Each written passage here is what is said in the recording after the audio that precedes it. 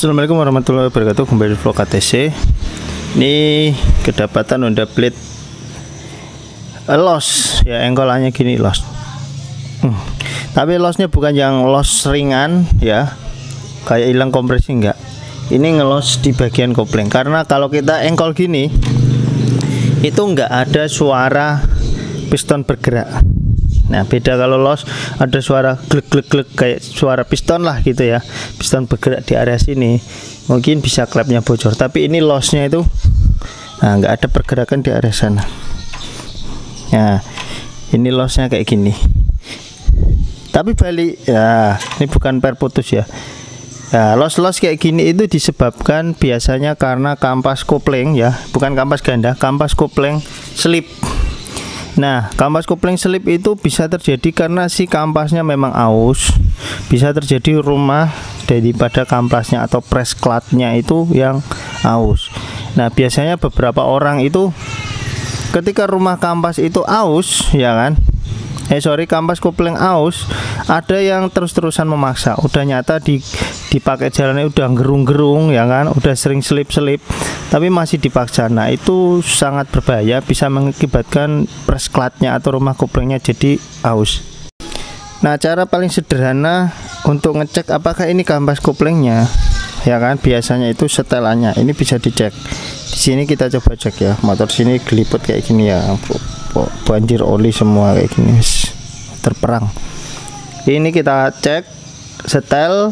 Nanti kalau disetel kok ini mau nyangkut engkolannya, nggak ngelos lagi, nah berarti permasalahan ada di kampas kopling atau rumah kopling.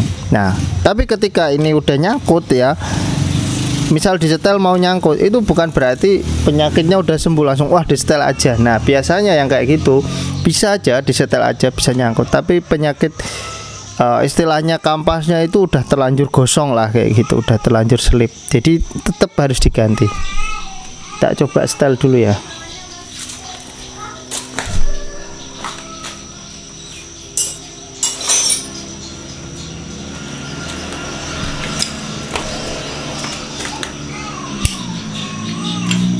Kita kendorin murnya, terus diputer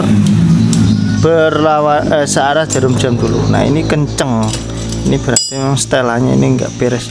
Nah, ini terlalu nyetut, bahasanya kayak gitu. Nah, kalau setelannya terlalu nyetut, dibiarkan kayak tadi ini ya, akhirnya ya kayak gitu, aus, kampas koplingnya gosong.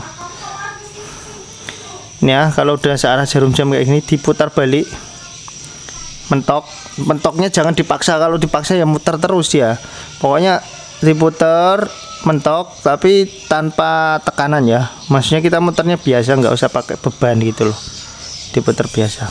Terasa mentok, kembalikan maksimal 1/4 derajat. Jadi kalau ini di angka 12 ya, kembalikan di angka 3. Kalau ini di angka 11 menurut Anda ya, kembalikan di angka 2 kayak gini. Set. Tahan, kencengin murnya. Nah, ini untuk uji coba apakah dia mau nyangkut. Nah, ini mau nyangkut tuh, ini mau nyangkut. Nah, ya kan mau nyangkut.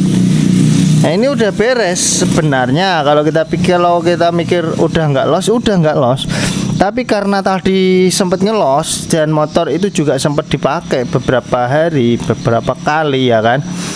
Nah, itu udah pasti nggak ada enggaknya, istilahnya kayak gitu. Udah pasti si kampas kopling atau os kopling pasti rusak. Biasanya kampas kopling gosong kalau tingkatannya masih rendah. Kalau tingkat kerusakannya berat ya, rumah kopling tetap wajib dibuka. Oke, kita buka ya.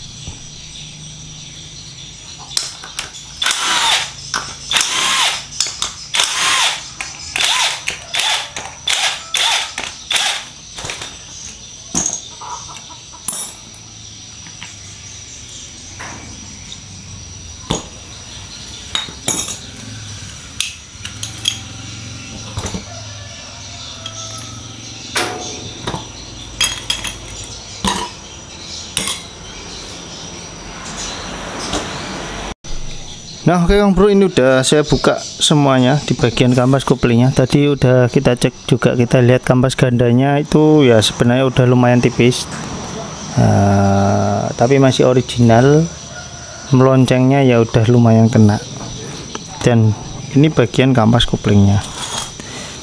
Nah untuk kampas koplingnya sendiri udah nyata fix gosong ya. Nah, gepeng, lihat sendiri di sini seperti nggak ada gripnya sama sekali ya, gepeng.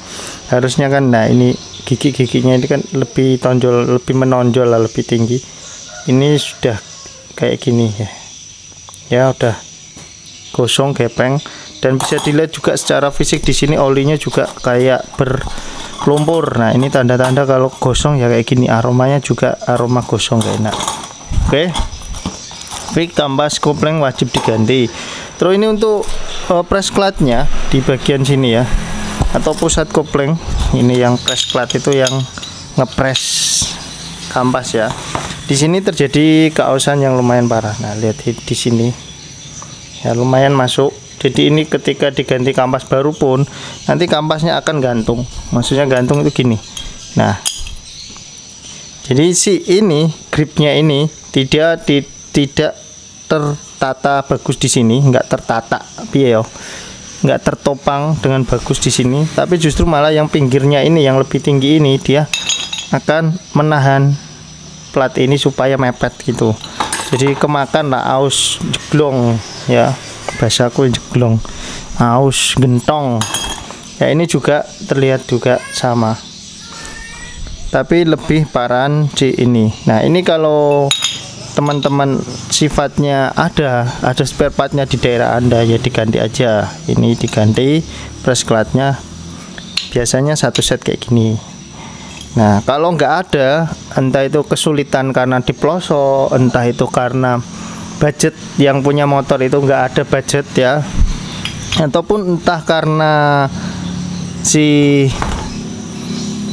yang punya motor itu ngirit ya bahasanya ya, macam-macam namanya konsumen, itu bisa dilakukan di amplas, di gerinda ya, itu bisa. Pokoknya di bubut juga bisa, diratakan lah, itu bisa ya. Oke, jadi nanti saya nunggu konfirmasi dari yang punya.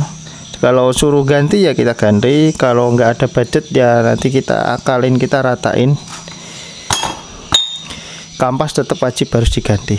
Kalau ini masih bisa diakalin, kalau mau diakalin. Kalau kampas nggak bisa diakalin. Oke, gitu aja sementara. Nah oke Kang Bro, jadi sesuai permintaan yang punya motor, ininya suruh ngakalin ya. Ini udah saya amplas ya, saya gerinda dulu, tapi setelah itu saya finishing amplas. Ini udah rata, insya Allah aman. Terus yang sana juga itu saya amplas. Kampas kopling tetap diganti ya. Jadi mintanya itu kampas kopling diganti sama kampas ganda, itunya suruh diakalin. Jadi ini tadi kampas gandanya juga udah saya ganti, yang original itu nggak ada pernya, jadi kampas tok, kampas only kayak gini loh, kampas kayak gini. Nah di kampas saja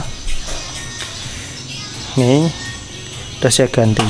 Nah jadi tinggal pasang. Kelebihan kampas yang ori itu apa sih dengan yang aftermur. Nah, tak kasih tahu sekalian jadi bisa jadi bahan pertimbangan. Jadi kalau kampas ori itu, misal contoh kampas ganda ini kan ori. Nah, misal di sana itu udah loncengnya pakai aftermur, udah ada garis-garisnya. Nah, kalau kampas ori itu dia karena dia sifatnya kan nggak keras, jadi dia itu masih bisa mencengkram. Kalaupun misal di sana alurnya udah lumayan dalam, itu biasanya itu ini itu bisa ngikuti. Ininya yang kalah loh maksudnya kampasnya, jadi dia bisa ngikuti alur. Tapi kalau kampas yang aftermur, kalau di sana udah aus, ya langsung ini keras, jadi sama-sama bertolak, ya, saling menolak, jadi tambah selip gitu. Itu kelebihan kampas ori. Kalau kita bandingkan harganya ya memang mungkin separuhan lah ya. Kalau sama-sama aftermur ya, ini itu ya bedanya ini tuh eceran gitu aja lah ya. Nah, pokoknya usahain walaupun di sana aftermur, kampas ini itu usahain yang original. Oke. Nah, kalau kampas kopling, nah itu bagusnya tetap original juga, tapi misal pakai aftermur itu ya bisa juga. Karena untuk tenaga itu selipnya itu enggak separah ketika kampas ganda. Kampas itu rada enggak terlalu selip. Yang penting kalau pakai aftermur itu perlakuannya aja. Bisa ini kan udah saya rendam oli udah beberapa menit yang lalu biar enggak gosong. Gitu aja ya. Kita akan rakit dan susun kembali. Oke, kita susun di sini aja ya. Kampas kopling, terus plat kopling. Ini platnya sampai hitam gini karena gosong ya. Terus kampas lagi, plat lagi. Nanti plat itu kalau di sisi ini sisinya tajam menghadap ke sini semua. Kalau sisi tajamnya menghadap ke sana semua gitu ya. Kalau misal lupa mas gitu kan, kebolak-balik platnya ya nggak apa-apa. Cuman bagusnya itu searah gitu loh, biar nggak terjadi selip. Oke, ini kita pasang sementara kayak gini. Nah, terus kita pasang press klatnya. Posisikan di posisi top ya. Kalau nggak top ini walaupun kita rapetin gini, dia di sini tuh bisa gerak, itu nggak top. Beberapa ada yang ada tanda titiknya, ada beberapa yang tidak menggunakan tanda. Nah, ini nggak top.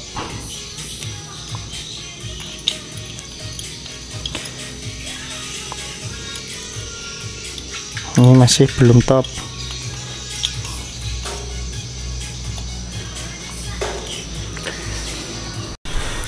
Apabila sudah dirasa rapat ya, kita bisa posisikan di sini.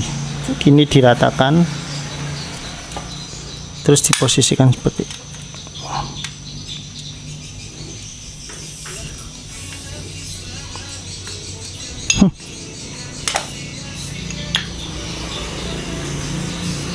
Ataupun bisa menggunakan metode seperti saya biasanya. Apabila udah dirasa rapat kayak gini, teman-teman bisa coba pasang platnya ya, posisinya telungkup gini ya, terus ini langsung dibaut aja, tapi jangan terlalu keras supaya ini masih bisa kita geser biar maksudnya itu enggak terhambur.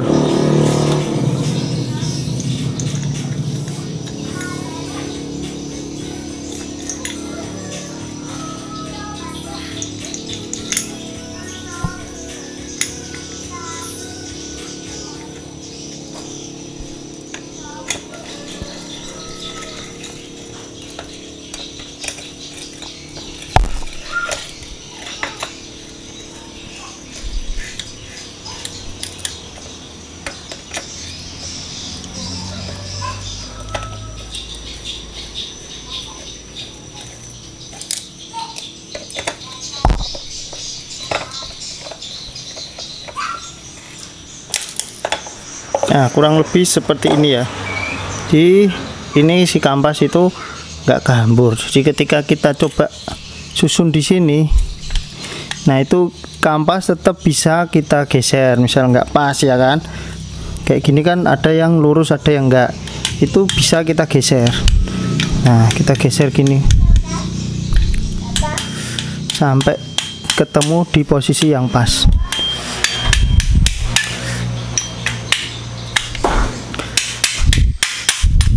Nah, kalau udah di posisi yang pas kayak gini, tinggal kencengin maksimal.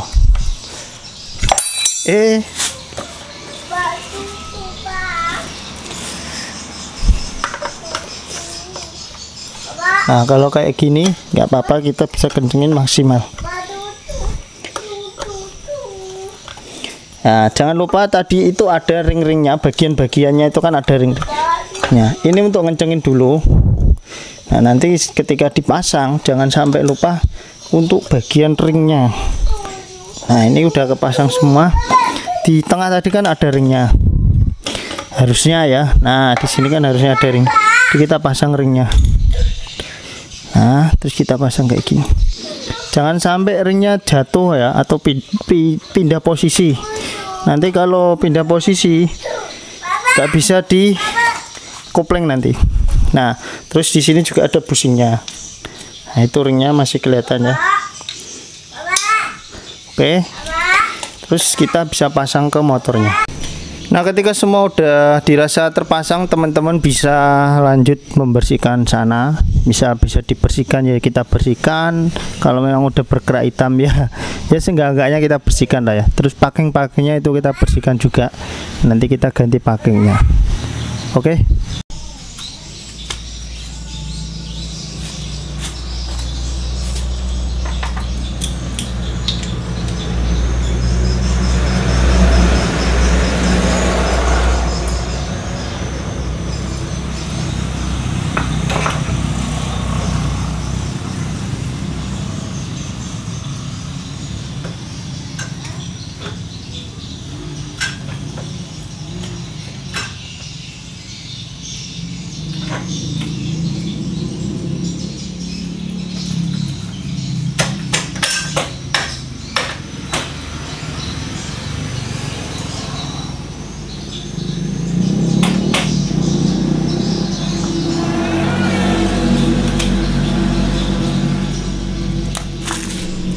Nah, untuk bagian ini jangan lupa ya Kang Bro. Jadi jangan nanti sampai kejepit terus dikencengin malah patah.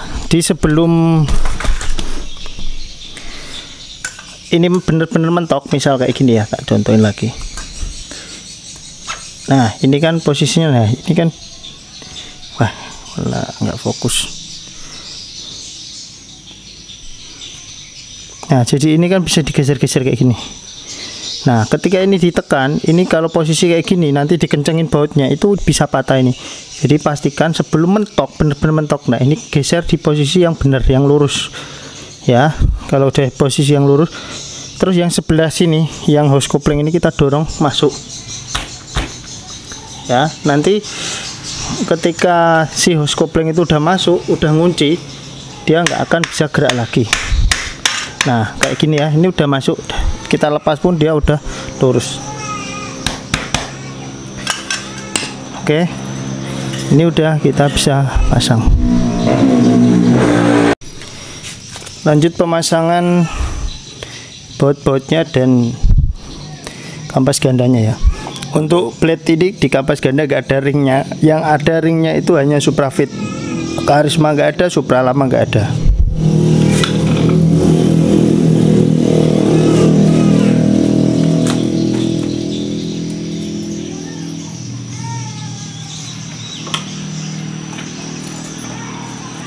Ring matahari dulu, baru ring outset ya.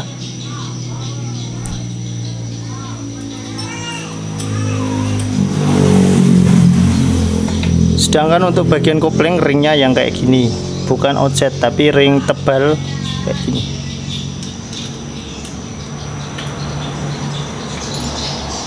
Untuk murnya yang kecil di bagian kopling, yang lebar ya ini di bagian kampas ganda.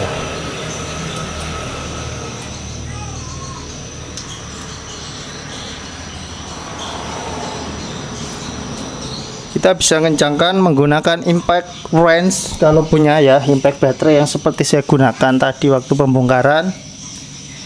Kalau nggak punya, bisa menggunakan impact biasa ya, yang obeng gedor itu lah, pakai obeng gedor juga bisa. Tapi dengan metode atau cara yang lebih hati-hati. Nah, kalau nggak punya lagi ya pakai betel. Ini langkah terakhir sebenarnya. Betel itu kurang disarankan. Bisa aja, tapi hati-hati ya. Karena terutama di bagian krek as itu mudah sekali oleng ya. Tapi kalau Anda benar-benar yang di betel murnya, insya Allah nggak oleng. Ya karena mekanik-mekanik zaman dulu sebelum ada impact-impactan kayak gini itu juga mereka rata-rata menggunakan betel. Nah setelah di betel nanti masangnya diganti mur lagi yang baru. Ada juga yang nggak diganti menggunakan betel lagi. Tapi yang di betel bener-bener murnya ya, jangan asnya, nanti bahaya.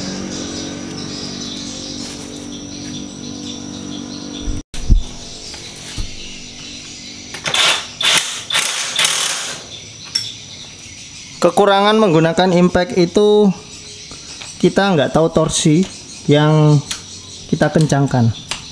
Jadi mainnya kira-kira. Kalau Anda menggunakan kunci momen atau kunci torsi, nah itu bisa kita tahu kira-kiranya berapa itu. Dan harus menggunakan tracker yang jelas. Nggak bisa kita hajar seperti ini.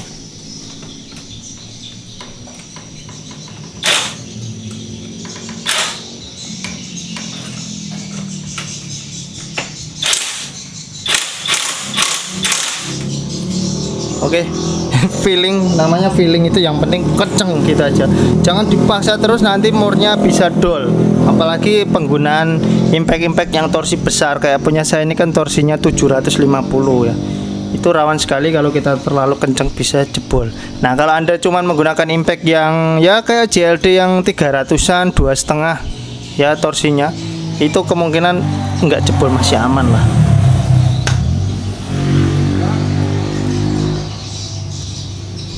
Setelah terpasang, lanjut kita pemasangan selanjutnya, yaitu kayak piring, tutup itu ya, filter oli, terus baut-baut seperti baut mangkuknya ini kita lanjut di situ.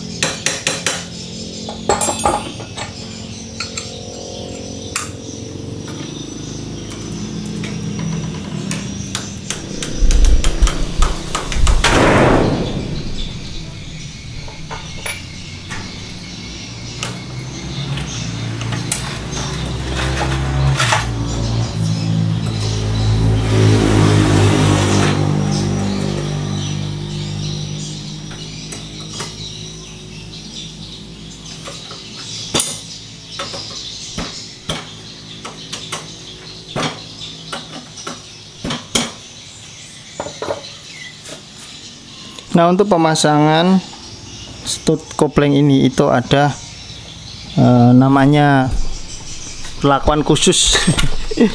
Jadi di sini itu ada kodenya. Di sini itu ada garis ceret gitu, nggak kelihatan dari sini ya.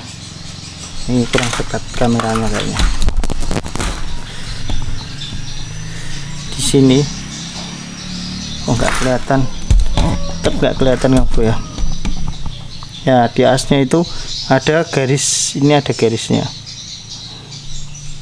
Ini untuk yang original, nah ini kelihatan ya garisnya.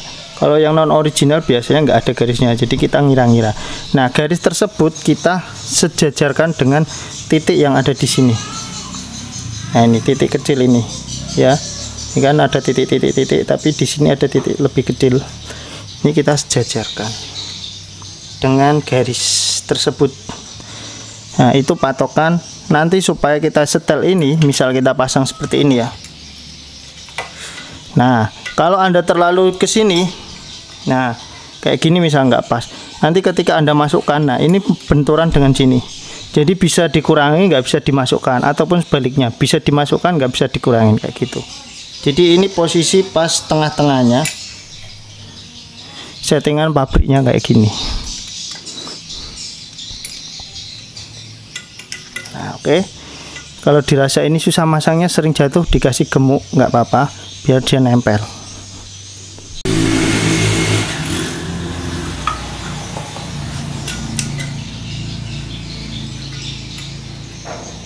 Nah, kurang lebih seperti ini. Terus sekarang waktunya untuk menutup. Nah, karena tadi packingnya kan dikupas ya, mau diganti dengan packing yang baru ini. Jadi supaya nggak kesulitan kita ya saat pemasangan, nggak keserimpet lah packingnya, itu dilem aja nggak apa-apa. Kita lem sebelah aja, salah satu ya. Kalau kita mau tempel packingnya di bak ya, kita lem yang area bak. Kalau kita mau nempelin packingnya di bagian sana, crankcase sana ya, kita lemnya di area crankcase gitu aja. Ini lem Dexton packing ya, bukan lem Dexton besi. Nanti dikira, duh kok pakai lem besi mas. Nah, yang nggak tahu dikira lem Dexton itu hanya lem besi atau lem steel. Nah, ini packingnya.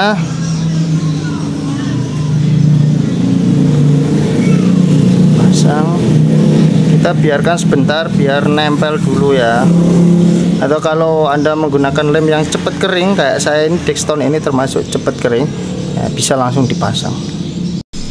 Nah, jadi saat masang ini untuk beberapa mekanik itu hal yang mudah, tapi untuk pemula itu bukan hal yang mudah. Jadi perhatikan, nah, kalau contohnya ini kan ada per kayak gini, ini sangat mengganggu ketika masuk nantinya. Nah, bisa keserimpet ya, itu sering mengganggu. Bisa Anda lepas dulu. Kalau perasa udah senior nggak usah dilepas ya, nggak apa-apa. Nah, pertama-tama yang kita luruskan itu sini. Jadi lubang ini nanti kita luruskan, as ini kita luruskan di lubang ini. Pertama, patokannya di situ. Nanti kalau ini udah masuk, nah kita nyari ini. Posisi ini, krek as ini harus masuk ke sini. Nah, kalau kedua itu udah masuk, biasanya udah lurus dan masuknya enak. Kecuali ini jatuh, nah itu berbeda lagi ceritanya. Jadi harap hati-hati. Atau kalau Anda nggak bisa, misal kesulitan lah, udah 1-2 kali sampai 5 kali lah kesulitan nggak bisa, motornya dibrokkan, dimiringkan ya, dibrok nih.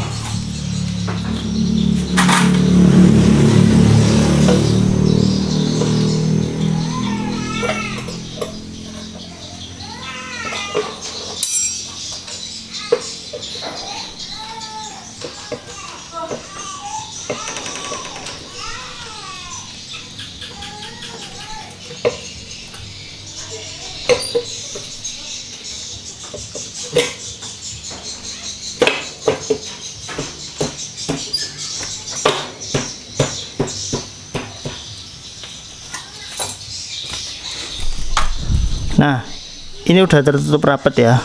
Normalnya harus rapat kayak gini. Kalau masih ada renggang, nggak bisa dirapetin, jangan coba-coba dipaksa menggunakan baut. Nanti bisa-bisa krek as dengan lubang yang di bak tadi nggak lurus. Kalau Anda paksa pakai baut bisa pecah. Hati-hati. Jadi walaupun belum dibaut, dia harus terlihat rapat ya. Oke, saya baut dulu, nanti langsung kita coba setel kopling ya. Penyetelannya sama kayak tadi, walaupun ini tadi udah kita setel, karena kita udah melakukan penggantian kampas kopling yang baru, kita harus nyetel lagi.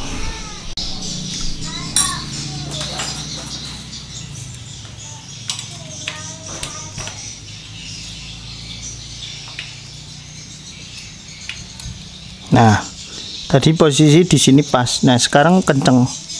Nah, kenceng ini. Kalau nggak kita setel lagi, selip. Ini kenceng malah kekunci di tengah-tengah. Nah, kayak gini loh Kang Bro. Ini tandanya kan kampas makin tebal, ada perubahan. Tapi kayak gini kalau kampas baru jangan langsung di setel. Di sana persnelingnya kita gerak-gerakin dulu.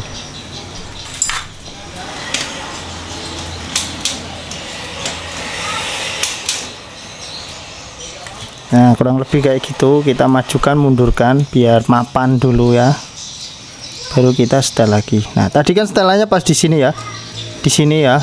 Nah ini pas mentoknya, kalau tadi mentoknya di sini, ini seperempatnya, jadi ini kita mutarnya berubah ke sini, jadi sekitar ada seperempat putaran perbedaan dengan sebelumnya. Nah kalau kayak gini tidak disetel ya, selip Kang Bro, kasihan kampas yang baru rusak lagi nanti. Kalau ada mekanik kayak gitu langsung ganti, langsung pasang tanpa disetel, saya bisa menjamin nggak lama pasti kampasnya gosong lagi.